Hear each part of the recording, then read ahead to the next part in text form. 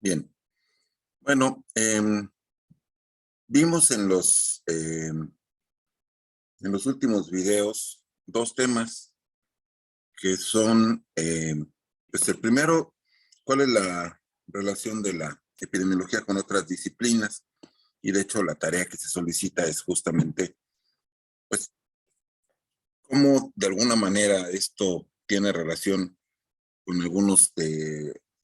con con las actividades a las que ustedes se piensan dedicar cuando egresen de la carrera. Ya sabemos que, bueno, uno planea y uno tiene una serie de puntos de vista y conforme va avanzando en la carrera, pues van cambiando porque van conociendo otros temas, otras áreas, etcétera. Pero aquí me interesa conocer su punto de vista, digamos, a la mitad de la carrera, que es donde están ustedes, acaban de pasar, digamos, la mitad en términos de semestres y ya tienen un conocimiento bastante amplio de qué se trata esto y es probable que algunos ya tengan muy claramente definido a qué se van a dedicar, tal vez no todos, pero aquí sí me gustaría que comentáramos un poco cuál es el tema o de qué manera, digamos, se vincula eh, la epidemiología con la actividad a la que ustedes se piensan dedicar, independientemente de que ya me lo hayan escrito en una tarea. ¿Alguien que quiera comentar algo de este tema?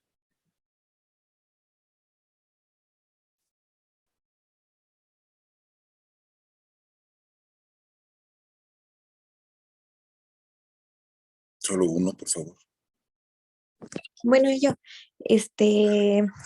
me voy a dedicar a clínica probablemente y bueno, lo que yo puse y lo que yo creo es que la epidemiología sí es importante porque, pues, no sé, tú tienes que estar al tanto de cómo están las enfermedades en bueno, al menos en tu grupo que tú atiendes, por ejemplo, para saber cómo atacarlas y, y pues también para, no sé, conocer cómo evolucionan y de ahí, insisto, poder dar un tratamiento mucho más eficiente, ¿no? Exactamente. Y sería solamente el tratamiento, porque con mucha frecuencia eh, en blogs de colegas, eh, una pregunta que surge siempre es ¿cuál es el calendario de vacunación o qué se debe de aplicar a los perros o a los gatos? Si es que estás hablando de clínica de pequeñas especies. Este, y a veces hay quien recita pues un esquema de vacunación, ¿no? Se pone tal a tal edad, etcétera, ¿no? Y esto será general, o sea, en toda la República debemos aplicar exactamente las mismas vacunas o no. ¿Ustedes qué piensan? Pues no, creo que un ejemplo muy claro de ello es lo de la rabia, porque al parecer, al menos aquí en la Ciudad de México, que es donde yo estoy, ya solo se pone una dosis, por ejemplo, porque es una enfermedad ya erradicada, pero me imagino que en otros estados la cosa no es así porque no lo es, o en otros países. Creo que es un buen ejemplo de esto que está diciendo y sí, justamente, eh, pues también saber epidemiología te ayuda a prevenir que venga la enfermedad, ¿no? Justo es toda esta parte de medicina preventiva. Así es. Y bueno, nada más como una aclaración. Efectivamente corre por ahí ese rumor de que la rabia está erradicada de la Ciudad de México, lo cual no es cierto. Lo que se logró ya desde hace algunos años, no digo que tú lo estés diciendo mal, así se dice, así lo lee uno también en estos blogs de colegas, ¿no? Lo que se logró fue eh, la liberación de México de rabia humana transmitida por perro.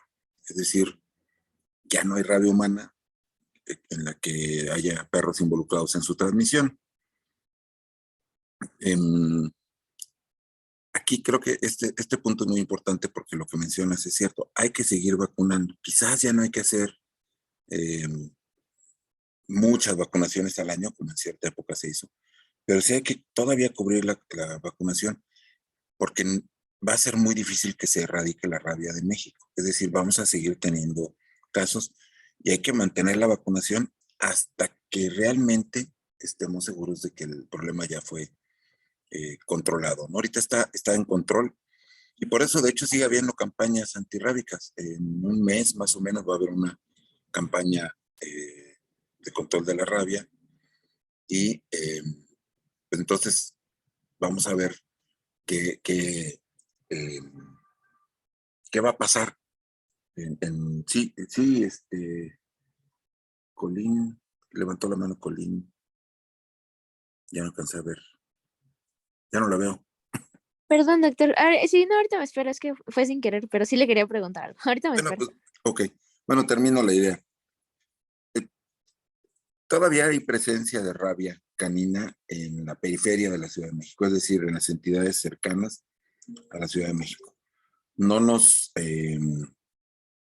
hemos tenido conocimiento de casos de rabia canina en la Ciudad de México, pero pues sí ha habido sospechas y simplemente por seguridad debe de seguirse vacunando durante más años, ¿no? Hasta que realmente se considere que la enfermedad ya se erradicó en la población canina, pero recordemos que va a ser muy difícil erradicarla en poblaciones no urbanas, en poblaciones de animales silvestres, digamos, ¿no? Entonces, pues sí tenemos que considerar esto eh, para incluirlo en los calendarios de vacunación, porque sí, mucha gente ya está diciendo, pues si ya no hay rabia, ¿para qué vacunamos? ¿No? A ver, no hay rabia humana transmitida por perro. Si hay rabia humana transmitida por otras especies, no en la Ciudad de México, pero sí en algunas partes del país llega a haber 1 o 2 casos al año. Es decir, es una enfermedad que ya prácticamente está bajo control, pero todavía no se erradica. Entonces debemos de seguir vacunando todavía y por lo menos una al año. Entonces sí es muy importante conocer la situación epidemiológica real de cada enfermedad, cosa que muchas veces no se tiene porque no hay investigaciones sobre la situación sanitaria de diferentes enfermedades, ¿no? Y los perros ferales preguntan, pero los perros ferales no deberían de existir. Los perros ferales son la consecuencia de la negligencia y el abandono de, de los humanos, que pues, un buen día se hartan del perro, ya mordió a alguien, y entonces, ¿qué hacen? Tira al perro, ¿no? ¿Y qué es tirar al perro? Pues ir a otra colonia donde no vivo a soltarlo, ¿no? O hay quienes dicen, no, pues hay que reintegrarlo a su naturaleza y van y lo sueltan aquí a la Reserva Ecológica de Ciudad Universitaria, por ejemplo, ¿no? Que ocasionan aparte un desastre ecológico, porque son perros, primero que están condenados prácticamente a morir, porque no saben defenderse, no saben adaptarse, y segundo, porque si llegan a adaptarse, pues va a ser a costa de las especies silvestres que están casi en peligro de extinción, el teporingo y algunas otras pobrecitos animales que apenas hay, ¿no? ¿Son un riesgo para la rabia? Claro que son un riesgo para la rabia. En otros años, a todos los perros ferales, a todos los perros sin dueño, se les atrapaba a través de racias, se llevaban a la perrera municipal y se les sacrificaba. Actualmente las protectoras de animales, eh, probablemente con muy buena intención, pero sin mucha certeza, lo que hacen es que evitan que esto se haga. Entonces las autoridades están maniatadas. Yo no estoy diciendo que sea la mejor idea, pero el hecho de saber que la gente sepa que un perro que deambula libremente, sin cadena, sin correa, sin un propietario al lado, debería de ser separado justamente por ser un riesgo para la salud pública y para la salud de los otros animales. Eh, Ese perro tendría que ser capturado y eliminado. En otros países lo hacen y no pasa nada. Pero en México ya llevamos al extremo el animalismo y entonces ahora lo que se está haciendo es que ya no se pueden capturar. Desde hace muchos años ya no hay racias como se les llamaban, ¿no? Pero claro que son un riesgo. El problema es cómo rayos se pueden vacunar, porque son animales pues, que tienen un comportamiento similar a ser silvestres. Si alguien tiene un animal de estos de copropiedad, de que es el perro de la colonia, y tienen posibilidad de acercarse a él, vacúnenlo, porque ellos pueden ser reservorios de la rabia. Ellos son, de hecho, el reservorio de la rabia en algunas zonas. No es el murciélago, no son las ratas, son los propios perros los que son los reservorios de la rabia. Perros que son liberados en donde el virus sigue circulando. Entonces sí es muy importante, ¿no? Tanto la situación de la rabia como la de otras enfermedades, porque no solamente son reservorios de rabia, sino también pues, de moquillo, de parvovirus y de otras enfermedades. Entonces, esos perros no deberían de existir, deberían de tener un propietario responsable, pero tristemente nuestros propietarios, ahora les llaman tutores, el nombre es igual, de hecho es que tendría que ser una persona responsable de estos, que los cuidara, que les diera de comer, que les diera atención veterinaria, etcétera. Pues esto todavía tristemente no es general, ¿no? Una vecina le compró 2 iguanas a su hijo por su cumpleaños y como al niño no le gustaron, a ver el chisme completo. Mi vecina las liberó para que volvieran a la naturaleza, las dejó en el techo sueltas y quién sabe qué fue esas pobres iguanas. Pues muy probablemente los gatos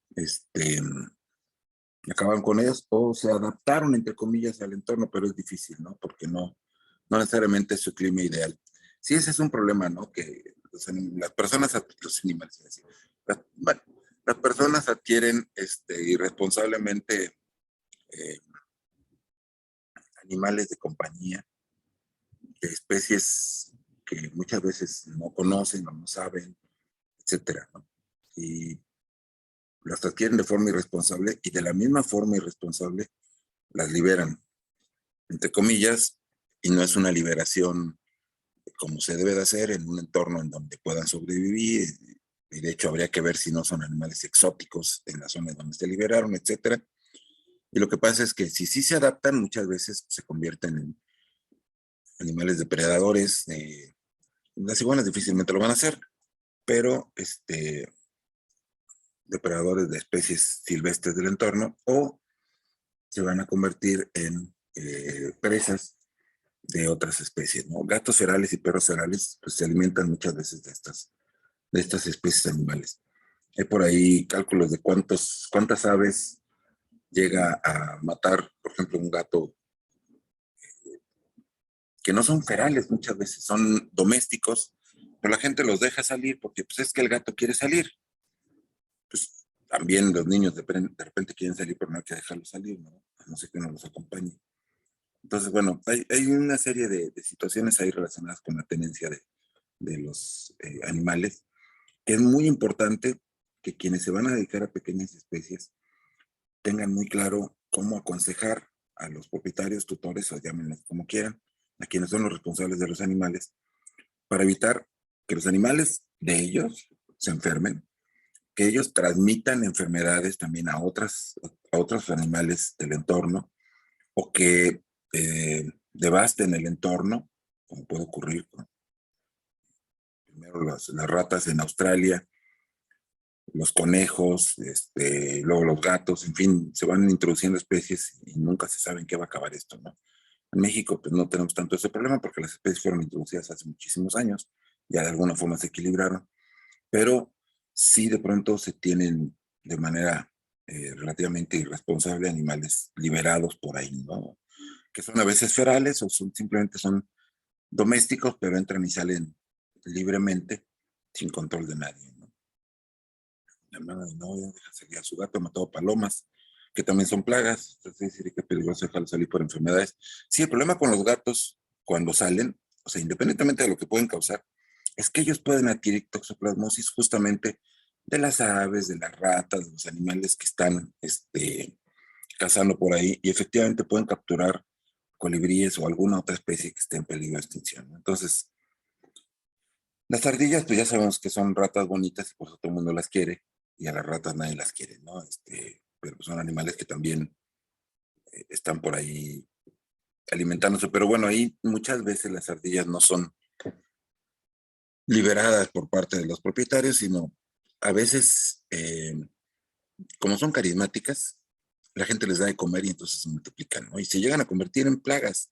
En parques como los viveros de Coyoacán, por ejemplo, son casi pandillas las que hay de ardillas, ¿no? Que llegan y exigen el alimento. Entonces, digo, todo lo que tocamos como humanidad lo desbalanceamos tristemente, ¿no? Y una especie que tiene una función ecológica, un nicho ecológico, ya hablaremos más adelante de estos nichos ecológicos, que son justamente qué hace una especie en un entorno, pues se alteran por el número de individuos que sobrepasa lo normal. Pero bueno, ya estamos profundizando en un tema, pero creo que es importante este tema, es muy importante, porque vemos cómo aquí se combina epidemiología con ecología, se habla de ecología de las enfermedades, se habla de una salud, como quieran ustedes tratarlo, pero lo importante es que como veterinarios, nuestra responsabilidad es que lo que nos toca, que es el control de enfermedades de los animales domésticos, pues sepamos, conozcamos cuál es el entorno y sepamos contra qué tenemos que, restas como un publicista, las ardillas, okay. Sepamos qué consejos tenemos que dar a los propietarios, ¿no? Pero los consejos tienen que ser sustentados de alguna manera técnica y científica. Y bueno, también una cosa es lo que nosotros aconsejamos y otra cosa es lo que los propietarios o tutores hacen, ¿no? Que bueno, si veían ustedes o han visto aquel programa del Dr. House con respecto a los humanos, que todos mienten, pero los propietarios de los animales igualito, ¿no? También. Ayer empezó con esto y trae un tumor ahí de 6 meses de evolución que dice, no, esto no pudo ser ayer, ¿no? Bueno, en la clínica de pequeños se puede utilizar para saber con qué frecuencia aparecen enfermedades virales en perros y gatos y qué peligro implican para los humanos. Claro, la cuestión de zoonosis es fundamental, ¿no? Y no solamente eso, también, por ejemplo, si a veces nos llegan a pedir un certificado para un animal que ¿va a viajar a dónde? Y hay que protegerlo contra qué y con cuánto tiempo de anticipación, porque si va mañana, lo vacunamos, pues las vacunas no le van a funcionar si llega y se expone de inmediato a una enfermedad que sea endémica en la región a donde lo vamos a mandar. Entonces debemos de saber no solamente qué enfermedades están presentes en el lugar donde los animales viven, sino también en el lugar al que van a ir, al lugar al que van a ir ya sea de paseo, de vacaciones o a radicar ya para el resto de sus días, ¿no? Entonces, con anticipación hay que explicarle a los propietarios que cuando vayan a hacer estos viajes de turismo, de negocios, de placer, por lo que sea, o para cambiar ya de lugar de residencia, pues avisarlo con anticipación para poder proteger a las especies animales contra las enfermedades que posiblemente a las que se van a enfrentar, ¿no? Me preguntan también que si puedo explicar morbilidad, incidencia y prevalencia. Sí, morbilidad. Bueno, incidencia y prevalencia son expresiones de la morbilidad, o sea, qué porcentaje o qué proporción de la población está enferma. Eso significa la morbilidad. Y mortalidad significa qué proporción de la población muere.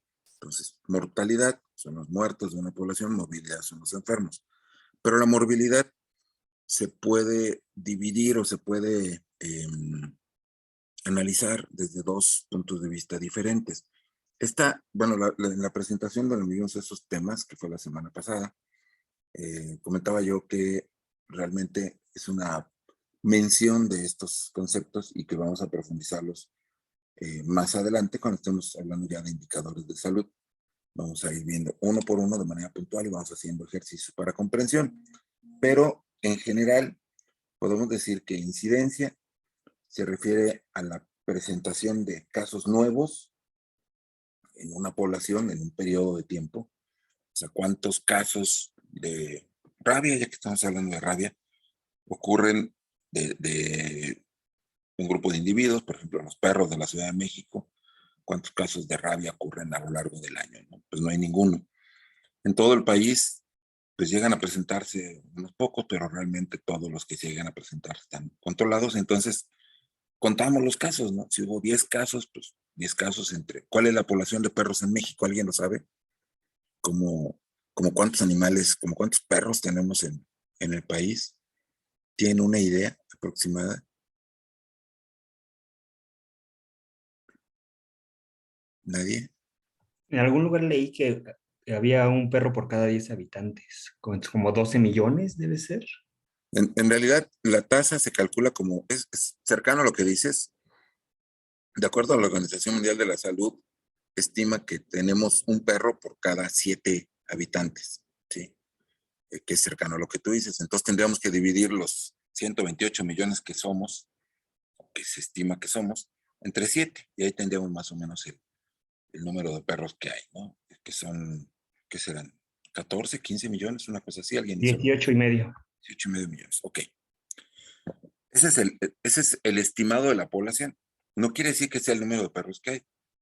Alguna vez hace muchos años, por ahí de, ¿qué sería? 2001 o 2002, hicimos una tesis, un chico de licenciatura hizo una tesis en Tláhuac, en 2 regiones de Tláhuac, una zona urbana y otra semirural. Y lo que hizo fue hacer encuestas de casa en casa, con base en un muestreo, un estudio epidemiológico demográfico, de población canina justamente y felina. Y ahí encontramos que no había diferencia entre el número, ahorita regreso a morbilidad, incidencia y todo esto, perdón, la desviación. Ahí encontramos que no había diferencia entre el número de perros, o sea, la razón de perros coincidió con 1 en 7, un perro por cada 7 habitantes, y daba igual si era zona urbana o zona semirural. Pero de gatos sí cambió, y había más gatos en la zona urbana que en la zona semirural. No recuerdo el dato, pero era entonces una proporción menor de perros, es decir, había un gato por cada, creo que 10 habitantes, así. Es decir, había menos gatos, pero había menos todavía en las zonas rurales. Y esto, pues, los gatos de las zonas rurales son gatos de trabajo. Los gatos de las zonas urbanas son animales de compañía totalmente, ¿no? Y esto fue hace 20 años. Yo estoy seguro que actualmente esta relación es diferente y debe ser similar a la de los perros, o quizás ya haya más gatos que perros, no estoy seguro, pero es probable que sí. En Inglaterra desde hace varios años ya los gatos rebasan a la población de perros. En Europa en general las condiciones de vida son en lugares mucho más pequeños que los que tenemos nosotros, que las casas de América Latina. Por lo tanto, les favorece más el tener como mascota a un gato que a un perro. Son un poco más independientes. Y, y bueno, esto hace que haya una proporción mayor de gatos ya en aquellos países, ¿no? Y nosotros poco a poco estamos emparejándonos con esto. Pero bueno, volviendo al tema que me siguen preguntando. A ver, primero, mortalidad es individuos muertos de una población, una proporción de individuos muertos de una población, y morbilidad es población de individuos enfermos en esa población. Ahorita desgloso mortalidad y letalidad. Con respecto a morbilidad, la morbilidad se expresa de varias formas, entre ellas incidencia y prevalencia. Incidencia se refiere a la tasa de individuos enfermos que ocurre durante un periodo, el número de casos que se presentan de una enfermedad en un periodo, ¿no? No sé si hay personas que están enfermando, ¿no? Individuos que están enfermando, perdón, que ya están enfermos desde antes o no, pero yo sé que hay casos nuevos, punto, ¿no? Esto se hace cuando tenemos posibilidad de identificar casos nuevos, es decir, en un hospital, en los servicios de salud, etcétera, ¿no? Pero a veces se hace un estudio, hacemos un corte transversal, es decir, un muestreo, por ejemplo, en la población, y entonces cuando muestreamos en la población y vemos una proporción de individuos que están afectados en ese momento, no importa si se infectaron hoy o hace 5 años, para muchas enfermedades, el punto es, estás enfermo, ¿no? Enfermedades como tuberculosis, brucelosis, cáncer, afecciones crónico-degenerativas como diabetes, hígado graso, etcétera, que duran mucho tiempo. Nos interesa conocer la prevalencia, es decir, de cada 100 individuos, por ejemplo, de cada 1000, ya veremos eso de cuándo son 100 y cuándo son 1000, pero una proporción de ellos está enferma, punto, ya. ¿Cuántas personas tienen voy a cerrar mi WhatsApp porque estoy recibiendo mensajes y como me distraen?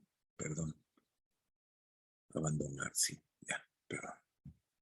No voy a cerrar ya me pasó una vez que cerré el Zoom en lugar del WhatsApp. Bueno, ¿cuántos individuos de la población, qué porcentaje o qué proporción de la población está enferma? Esa es la prevalencia, punto. está enferma, está infectada. Generalmente se hace con estudios serológicos o con estudios radiológicos o con otros estudios dependiendo de la enfermedad de la que se trate. Y entonces nos damos cuenta que un individuo está enfermo, está infectado. Las personas que son positivas a VIH, por ejemplo, ¿no? Es una proporción de la población y podemos calcular su prevalencia. Pero la incidencia se calcula cuando podemos saber cuántos casos se presentan de una enfermedad, ¿sí? Y por ejemplo, en tuberculosis es muy difícil hablar de que esta semana se presentó un nuevo caso de tuberculosis. Se puede, pero normalmente, de hecho, se tarda el diagnóstico cierto tiempo en llevarse a cabo. Y entonces, para algunas enfermedades que son de corta duración, que son esporádicas y para las que inclusive te puedes enfermar hoy, recuperarte en 2 o 3 días, y a lo mejor otra vez te vuelves a enfermar en 4 o 5 meses, como las enfermedades diarreicas o muchas de las respiratorias, etcétera. Ahí suele ser mejor calcular la incidencia, o sea, cuántos casos se están presentando nuevos de esa enfermedad en la población. Ya después veremos las fórmulas, cómo lo calculamos y cómo lo identificamos. Esta parte de incidencia y prevalencia, que son indicadores de morbilidad, queda razonablemente clara. Yo sé que va a quedar mucho más claro cuando profundicemos el tema, pero por lo pronto esa parte queda clara.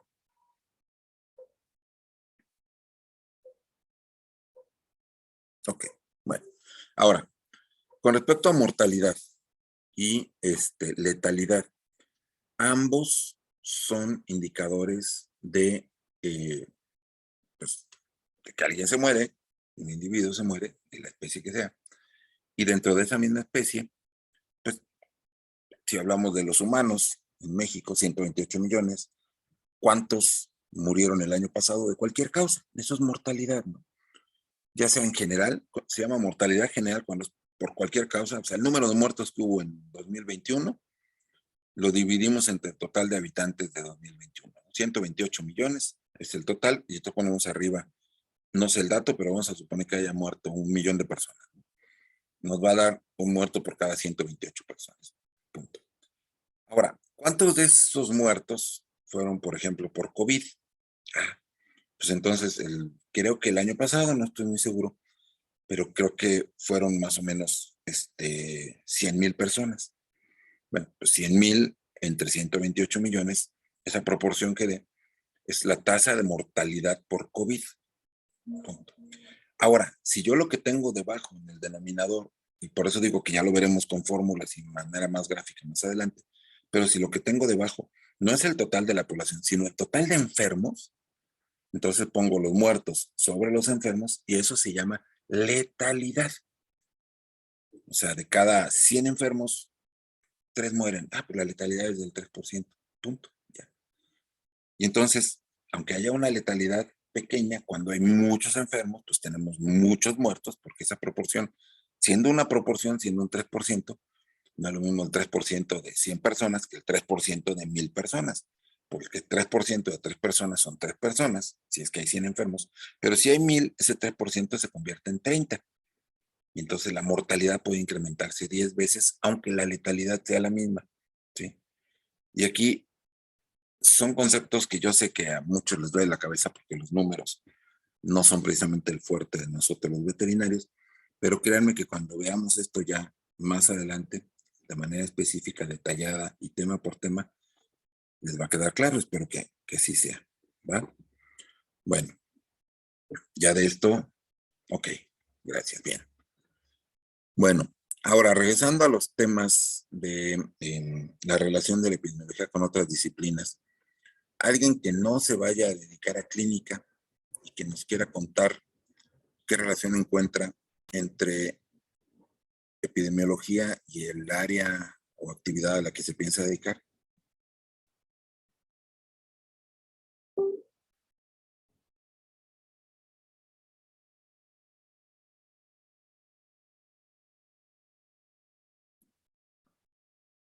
Ana Sofía, adelante. Y luego Sí, Alicia. a mí me gusta, por ejemplo, la preservación de especies. Bien. Yo creo que también es muy importante ahí en ese caso para estar revisando qué enfermedades afectan a la especie, ¿no? Y saber si también puede ser alguna por la que la especie esté decayendo. Así es. Sí, sí, justamente el área de ¿cómo le llamarías tú? ¿Medicina de la conservación Pues sí, es medicina de la conservación. medicina de la conservación? Ok. También se hace epidemiología, pero es más difícil. Sí es difícil hacerlo con los animales domésticos, los que tenemos en cautiverio, pues más difícil es todavía con poblaciones que son silvestres, de las que muchas veces no saben ni cuántos son. Se hacen estimaciones, se hacen cálculos y bueno, parece que, y se tiene un avistamiento por ahí de un macho o de una familia encabezada por una hembra, etcétera. Pues probablemente sean tantos, ¿no? Ahora, saber cuántos están enfermos, etcétera, es mucho más difícil, ¿no? Pero sí se puede hacer, por ejemplo, analizando, estudiando, pues justamente el entorno, si es que hay presencia de, no sé, ganadería cercana, ecoturismo, senderismo, algún tipo de actividad que la gente muchas veces la hace con sus perros, por ejemplo, y a veces hay interacciones entre los perros y las especies silvestres que están ahí, directa o indirectamente. ¿Qué quiere decir directamente? Pues que se pelee un oso con un perro, ¿no? Pero indirectamente, pues que una garrapata, por ejemplo, sea intermediaria, que haya picado a un venado y que también pique al perro. Y al rato tenemos un caso de una enfermedad de Lyme, por ejemplo, ¿no? Entonces, todo este tipo de cosas son las que se estudian efectivamente en ese tipo de estudios, o de temas que tienen que ver con las poblaciones silvestres. Sí, gracias, Ana Sofía. Alicia, ¿Sí se me escucha? sí, claramente. Ok. Bueno, yo me quisiera dedicar al laboratorio, aún no estoy segura si virología o bacteriología, Ok, y pues en este caso sería el comportamiento de este agente en caso de que se llegue a diseminar. ok.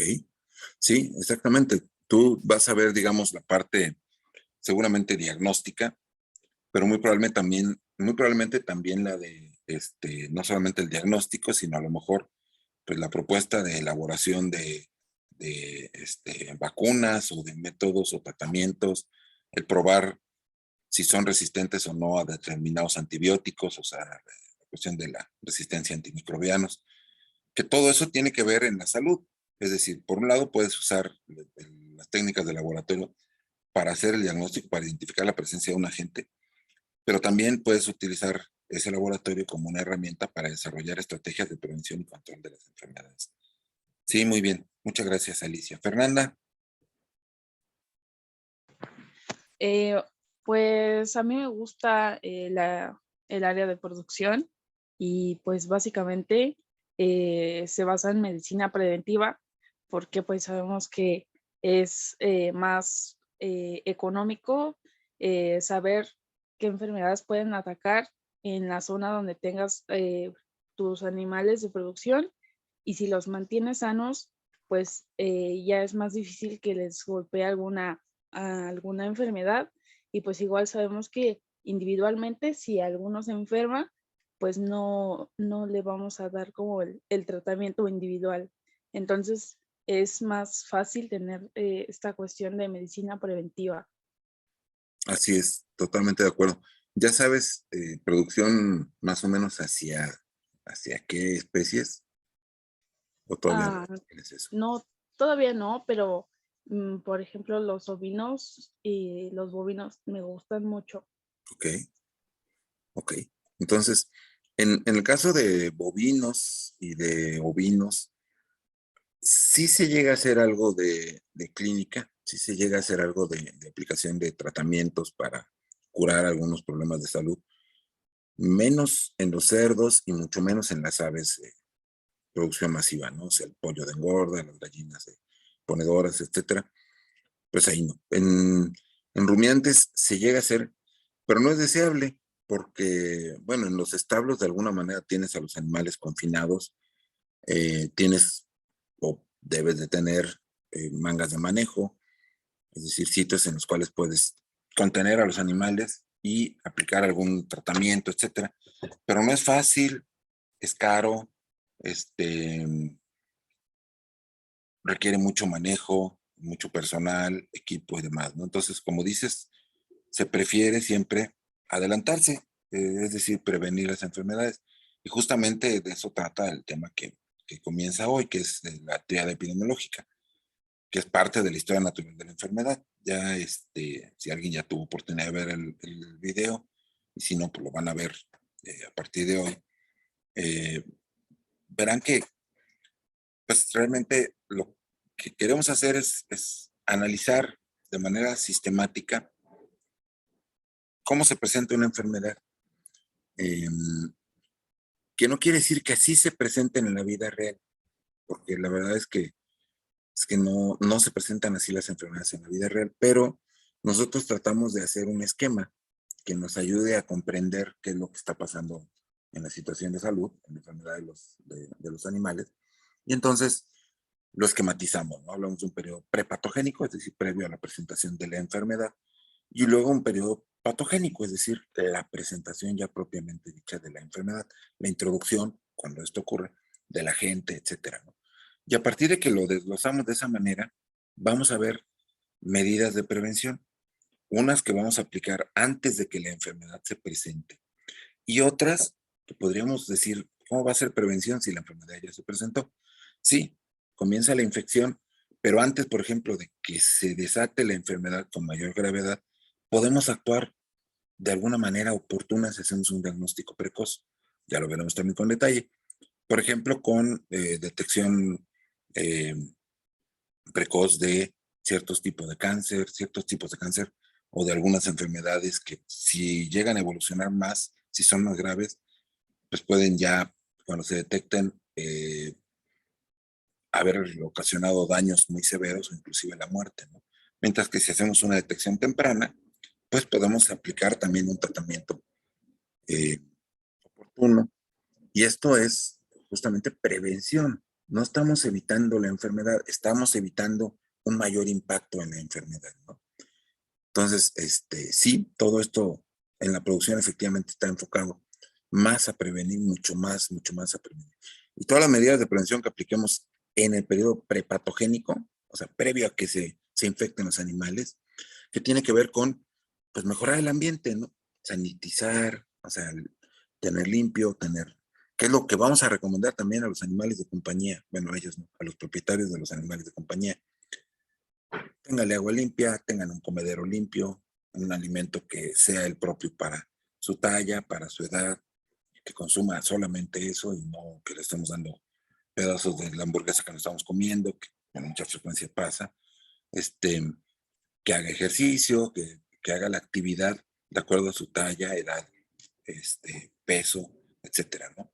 Entonces, todo eso, que es la vida sana, son recomendaciones que tenemos también para nosotros mismos, ¿no? Higiene, buena alimentación, ejercicio, buenos hábitos y demás. Y todo eso nos puede mantener en el periodo prepatogénico, es decir, no enfermarnos. Aunque estén por ahí las enfermedades pululando, no nos vamos a enfermar si nos protegemos, si llevamos a cabo una serie de medidas de prevención. Y luego, si comienza una infección, pues también podemos tomar medidas para que esa infección se detenga y que no cause más daño en un nivel oportuno, ¿no? Pero es lo que vamos a ver más adelante y efectivamente, pues la base de esto, la base de la prevención es conocer cómo se desarrollan las enfermedades para saber en qué punto vamos a poder intervenir y controlarlas. Y es mucho más efectivo, sobre todo en los animales de compañía, perdón, de producción, porque si supera el costo, el tratamiento, si el costo del tratamiento supera el costo de lo que voy a obtener en la producción de ese animal, pues económicamente ya no es rentable.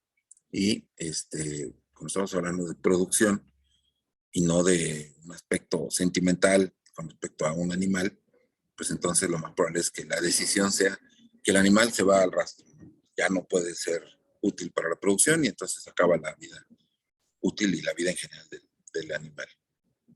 Bien, bien, Fer, muchas gracias. ¿Alguna otra aportación en este sentido? ¿Algún tema que no? Rastromicina, exacto. Sí, sí, Clali. Bueno, ¿me escucho bien? Sí, Gracias. A mí me interesa la parte de etología clínica, pequeñas especies, ¿la parte de qué? ¿Etología? etología clínica, Ok. ajá, en pequeños.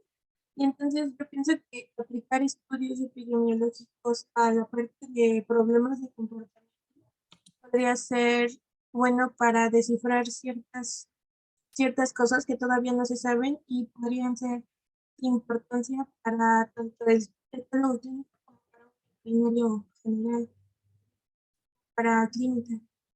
Sí, ¿tú de dónde crees que provengan los problemas de comportamiento de las especies animales? ¿Crees que sean consecuencia de qué? Del entorno en el que están Ajá. ¿Y quién proporciona ese entorno en el que están los animales? los humanos. Exactamente, ¿no? Entonces, yo no me atrevería a decir que el 100% de los problemas de comportamiento son de origen antropogénico, pero casi el 100, la mayor parte de ellos tienen que ver con nosotros, que no les proporcionamos las condiciones adecuadas de vida a estos animales, ¿no? Entonces son responsabilidad nuestra. Y eso que suena tan grave, pues es de alguna forma muy bueno, porque si nosotros somos la causa, pues entonces la solución está en nosotros. Algo tenemos que hacer, algo tenemos que cambiar. Y esto efectivamente se estudia, se puede analizar y se puede interpretar desde el punto de vista epidemiológico y dar respuesta a problemas de comportamiento, ¿no? ¿Por qué un animal tiene un problema de comportamiento? Probablemente porque nosotros estamos ocasionándolo. ¿Sí? Bien, muchas gracias, Citlali. ¿Algún otro punto de vista de este tema? Yo quisiera comentar, pues hace un mes estaba viviendo en Quintana Roo y estaba trabajando en una veterinaria. Qué bien. Entonces me di cuenta de que en esa parte tienen mucho cuidado con las enfermedades que se transmiten con los mosquitos y con las garrapatas. Y pues también me di cuenta de que la gente no entiende esa parte de que en esa zona es muy común que se tengan esas enfermedades. Y en el mes que estuve vi muchos casos de enfermedad de el gusano del corazón, erliquia, así mucho, mucho, mucho. Casi era de todos los días. Vaya.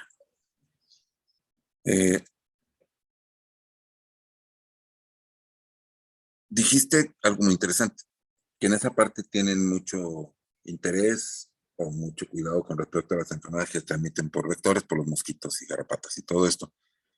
Pero también dijiste que, por otro lado, los propietarios como que no son tan conscientes. Es decir, quiero entender que en la primera parte te referías a los colegas de la clínica, que son los que se preocupan por este tipo de problemas, pero los propietarios como que no les queda muy claro que pues están por el clima llenos de estos vectores. ¿Sí? ¿Sí es así? ¿Lo entendí bien?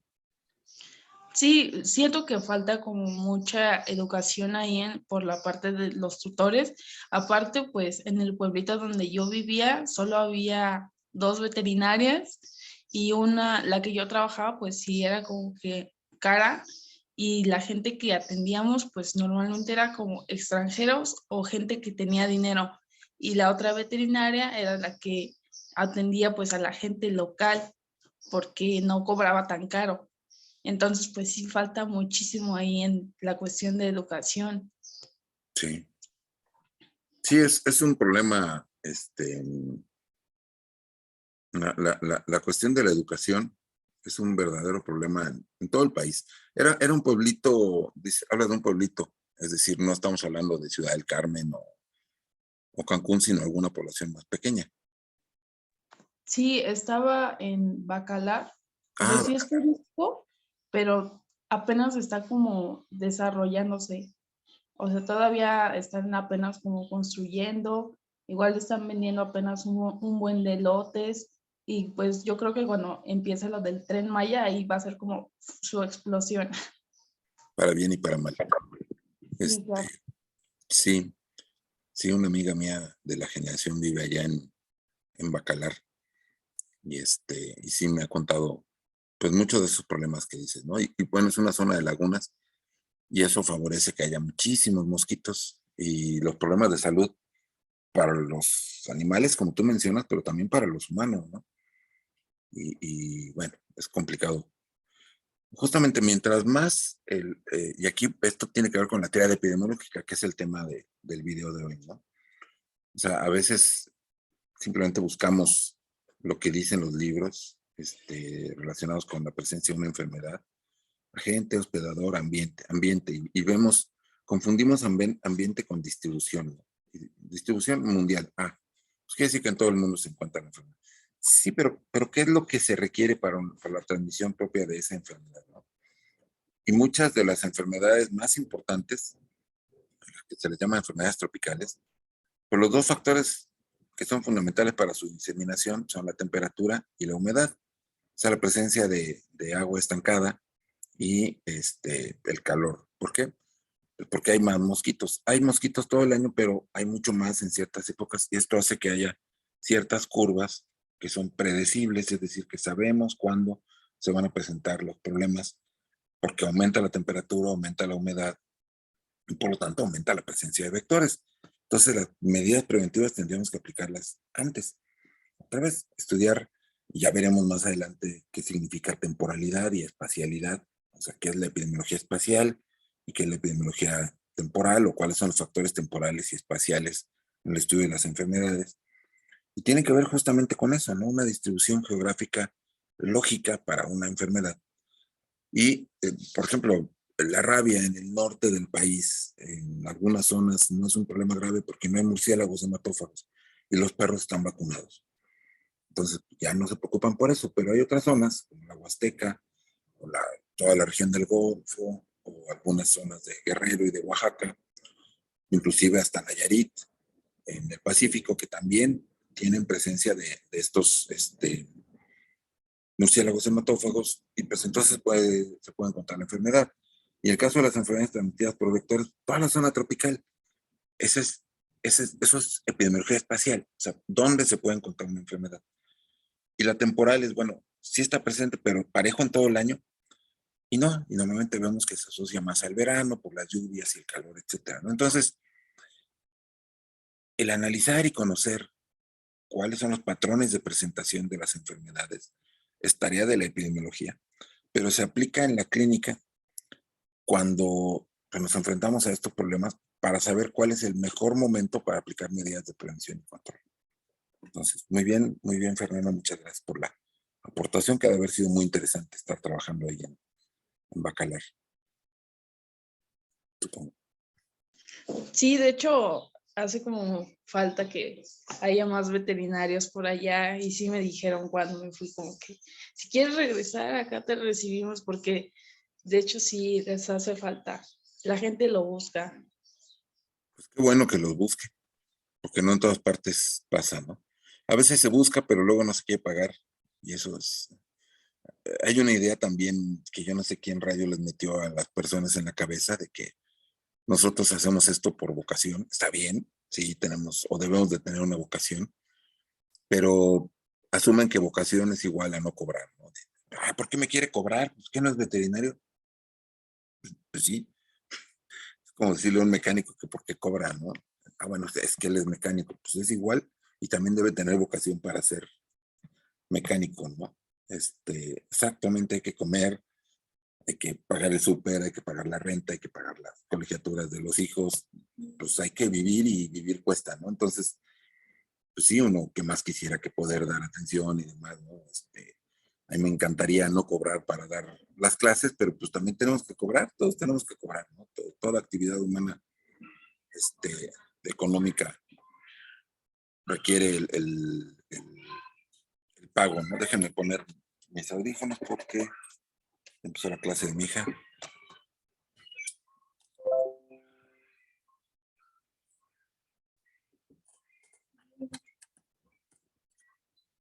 Yo creo que su maestro de inglés está torturando niños porque soy un gritadero. Bueno. Ok. ¿Sí me escuchan ahí?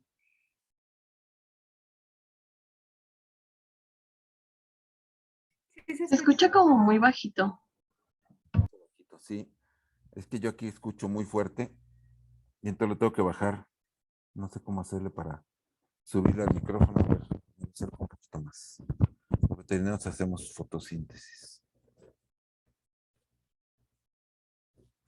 A ver ahí. ¿Te escucha mejor? Sí, ya. Sí. Okay, gracias. Bueno, en fin, es todo un tema, ¿no?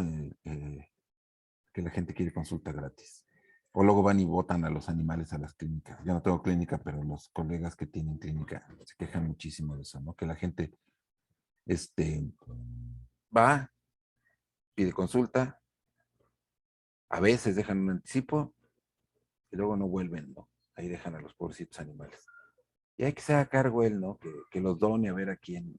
Nuestro trabajo no es ser donadores ni estar colocando animales que la gente no quiere y sobre todo que ya tienen algún problema de salud y menos los van a querer, ¿no? Entonces, pero bueno, y si uno les llega a plantear, oigan, en lugar de hacer eso, duérmanlos, es usted un inhumano. O sea, ellos los abandonan, pero si uno propone que mejor, si nadie se va a hacer cargo de ellos, los duerman, entonces el inhumano es uno, ¿no? Pero bueno, en fin. Cajas de cachorros, sí, cajas de cachorros, lo que sea, ¿no? Así como si fuera convento. También las madres han de decir, es un convento, no un orfanato, pero en fin. Yo trabajo en una gente queja de los precios, o sea, como si tuviera que ser gratis. Sí, estoy leyendo los mensajes que me mandan, algunos son directos y por eso no los ven. Incluso en el CIMI cobran. Hace muchos años hubo una idea de Don Simi, bueno, del dueño de las farmacias de similares, para hacer farmacias de similares de medicina veterinaria y zootecnia. Y pues esto causó una controversia terrible en el gremio, ¿no? Porque iba a ser competencia desleal, iban a cobrar 50 pesos por la consulta. Y otros decían, bueno, por lo menos la gente va a pagar aunque sea 50 pesos, ¿no? O sea, no quiere llevarlo a una clínica particular, pues llévalo a Don Simi y paga 50 pesos. Que no acaban pagando 50 pesos, pagan más, y no me refiero a las clínicas de animales porque no hay en México, pero sí en las clínicas de humanos pagan los 50 de la consulta más todos los medicamentos que vende Don Simi, ¿no? Pero por lo menos se van ya con receta. Un gatito bebé y nunca regresaron. Sí, es que es muy triste eso, ¿no? O sea, yo no sé cuántos de ustedes estudiaron veterinaria porque no querían tratar con humanos, pero perdón por la sorpresa y la desilusión, pero van a tratar con humanos, tienen que tratar con humanos, desgraciadamente, ¿no? ¿Por qué? Porque los humanos son los que pagan. Entonces tenemos que aprender a tratar con ellos y convencerlos de que, bueno, nuestro trabajo vale y tenemos que vivir de algo y está bien y es honorable, ¿no? Porque cuando alguien cobra, de repente, pues, ¿cómo se atreve a cobrar, no? Como si fuera una grave ofensa. En fin, bueno, nos falta mucho, mucho en materia de educación. Y lo peor es que a veces parece que vamos para atrás en ese sentido. Pero bueno, ok, ¿alguien más que quiera compartir? O ya este tema lo damos por visto, ya no hay comentarios que hacer, dudas.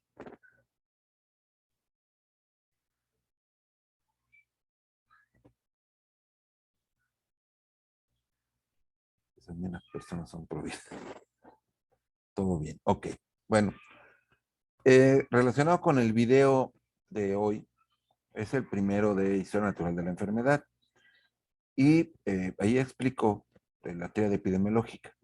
Vamos a ver ya a partir de la semana que entra, el miércoles, pero acuérdense que se los libero desde el lunes, el siguiente tema que es lo que sigue, ¿no? O sea, el periodo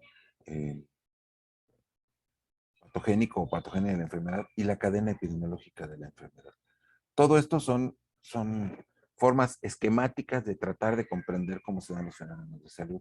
Por supuesto, los fenómenos de salud no siguen esa linealidad que nosotros estamos presentando y muchas veces la causa de las enfermedades es confusa y por eso se habla de una tríada epidemiológica.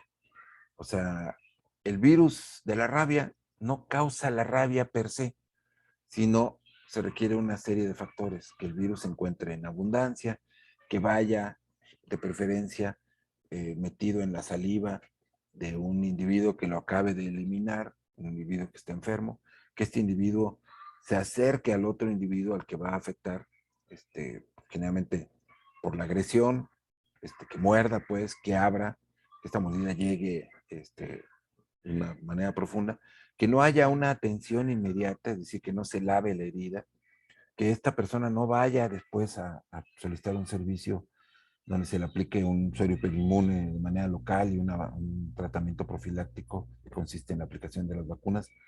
Si todo esto no se hace, es muy probable que sí ocurra la rabia, ¿sí? Pero se tienen que dar todos los factores, porque si alguno de estos falla, la enfermedad no se va a presentar. Y ya lo hemos visto ahora con COVID, ¿no? Hay quienes se han enfermado, y hay quienes no, y hay factores a veces que se dice que son de resistencia. Se habla por ahí de un gen Neandertal, que es el que está protegiendo a algunos, o mejor dicho, que la presencia de ese gen los hace susceptibles y quienes no lo tienen son resistentes, y un montón de cosas, ¿no? Pero lo que hemos visto es que, bueno, tomar medidas, la sana distancia, el uso de cubrebocas, la vacunación, etcétera, va disminuyendo el riesgo de que nos enfermemos. Aún así podemos enfermarnos, y lo sabemos, ¿sí? Y hay quienes vemos, por acá hablan del batallón de la muerte en mi rumbo, porque hay un grupo de borrachitos que no cuidan la sana distancia, que no usan agua para nada, el gel antibacteriano a lo mejor se lo beben, andan por ahí a la intemperie, no se vacunan, y ahí están y no se enferman, ¿no? Bueno, hay también selección natural y quienes son resistentes a muchas cosas. Y decimos, ¿y cómo los que sí se estaban cuidando se enfermaron? Bueno, son la suma de factores. Entonces nosotros tratamos de entender esto en una triada epidemiológica. Y a lo que desglosemos, a lo que hagan esta tarea en donde se pide identificar agente, hospedador y ambiente, no solamente pongan agente virus rábico, hospedador, el perro, y ambiente, pues donde haya perros con rabia, ¿no? Sino traten de llegar al fondo del porqué de la enfermedad. Elijan una enfermedad, la que ustedes quieran, la que les guste, la que les apasione. Si se van a dedicar a fauna, pues una enfermedad de fauna. Si se van a dedicar a caballos, una de caballos. Si se van a dedicar a borregos, una de borregos. Algún tema que realmente sea su pasión, ¿sí? ¿Para qué? Pues para que busquen con interés. Porque si no les interesan los rinocerontes, si quieren ponerse a estudiar enfermedades de rinocerontes, pues entonces a lo mejor dicen, ay, ¿por qué estoy haciendo esta mugre tarea, no? El chiste es que la hagan con interés de saber más sobre la especie a la que se quieren dedicar, si son gatos, si son perros, si son pollos, guacamayas, lo que sea, ¿no? Y esta enfermedad, lo ideal es que fuera la misma que van a seguir tratando el resto del semestre, pero no es obligatorio. O sea, pueden cambiar de opinión. Pueden ser enfermedades de humanos, temas que les interesen, periodontitis, diabetes, SIDA, lo que ustedes quieran, ¿sí? Que traten que sea un tema que sea de su interés, por la razón que sea, y que traten de desglosarlo así completito, ¿no? ¿Cuáles son las características? Por ejemplo, si es una enfermedad bacteriana, salmonela, ¿todas las salmonelas enferman, ocasionan lo mismo? ¿O hay muchas especies? ¿Hay algunas que son de más interés? E. coli, ¿por qué hay E. coli O157? ¿Por qué están las, ¿cómo se llama? Las hemorrágicas, o cómo se clasifican? Todas nos van a preocupar lo mismo, ¿no? En fin, esos puntos, ¿no? Dependiendo de lo que vayan ustedes a estudiar y analizar. Y me gustaría que ese tema, que va a estar ya complementado con la patogenia de la enfermedad, que es el tema que sigue, pues lo discutiéramos aquí en el aula virtual, eh, entre todos, que pudiéramos decir, bueno, yo escogí esta enfermedad y pues esta es la teoría epidemiológica que encontré y por esto, ¿no? Entonces, que no solamente tuviéramos el video, sino que hubiera ya la retroalimentación, que empecemos a tener esta retroalimentación, sobre todo para que pues yo también pueda decirles si va por ahí o no va por ahí, o vámonos para acá o para allá, ¿va? ¿Dudas, preguntas, comentarios?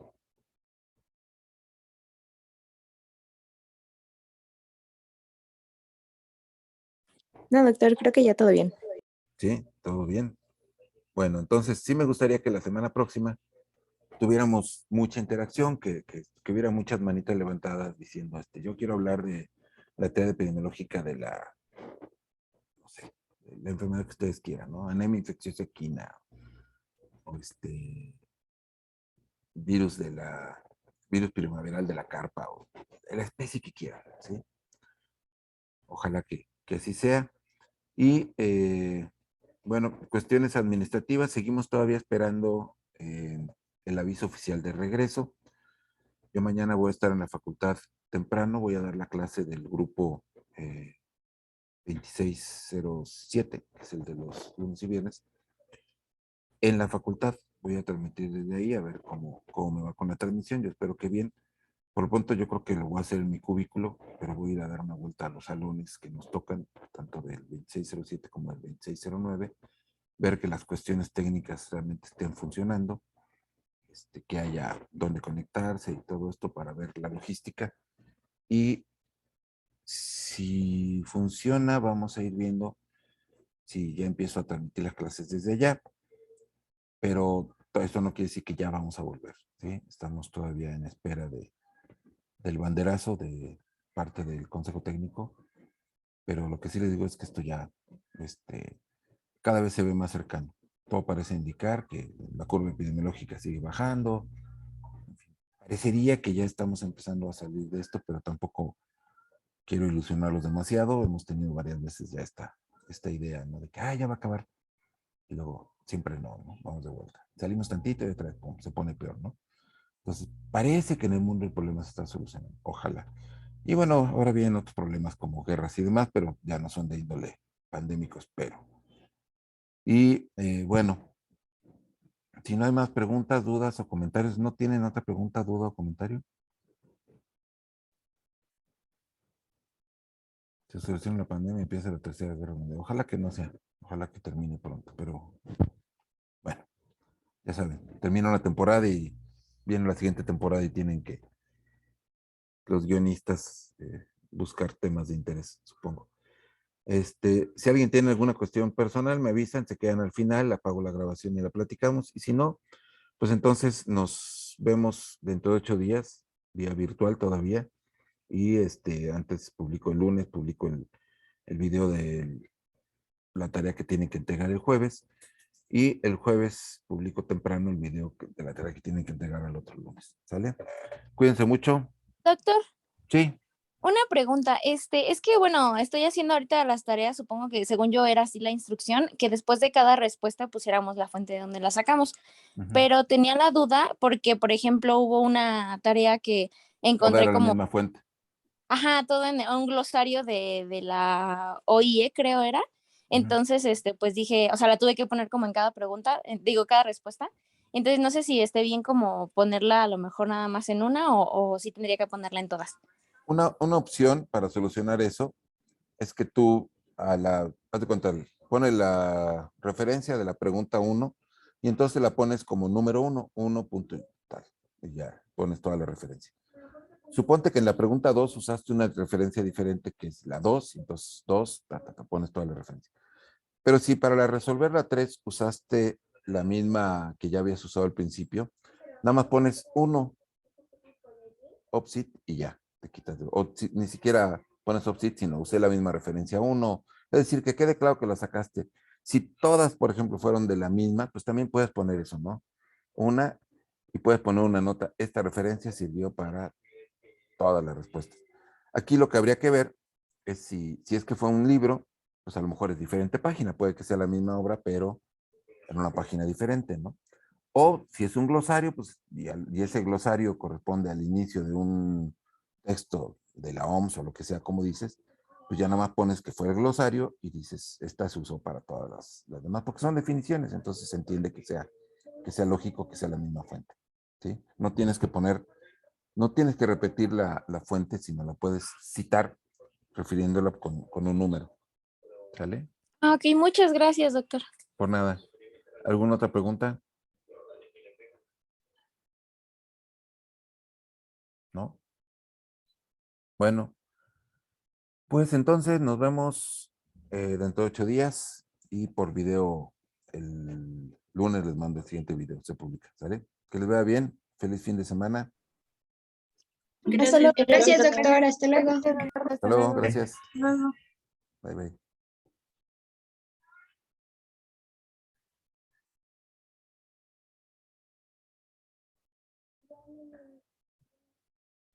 Gracias, doctora. Hasta luego. Hasta luego, que les vaya bien.